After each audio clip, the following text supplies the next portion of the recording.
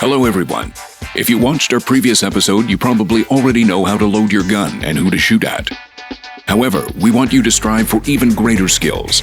So we decided to make a series of videos telling you about gameplay in more detail.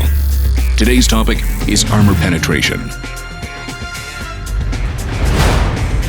So, you see an enemy vehicle in your gun sight. You need to decide where to shoot. To do so, you need to consider the type and armor penetration of your shell, as well as thickness and angles of the enemy vehicle's armor. You don't need to memorize these parameters for every vehicle model. The dynamic system of highlighting the spots that are hard to penetrate will help you in the battle. It's quite simple. If the armor is highlighted in red, you won't be able to penetrate it, even if you aim at small, vulnerable details. Most vehicles are better protected at the front. The turret is usually armored better than the hull, so you need to get to the enemy vehicle's side or rear. It's easier to hit a moving target using auto-aim, which sticks to the spot you've aimed at. If you prefer to adjust your aim manually, you can just turn off auto-aim in the settings menu.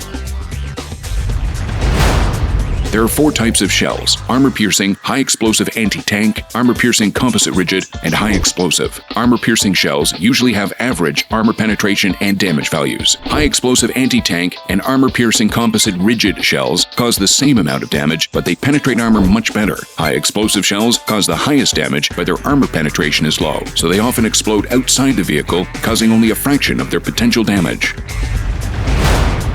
Let's have a closer look at a shot. When a shell hits an enemy vehicle, calculations begin. If the armor penetration value is higher than the thickness of armor a shell needs to go through at a certain angle, then penetration occurs. A vehicle receives damage, and the shell flies inside the hull, where it can also damage vehicle modules.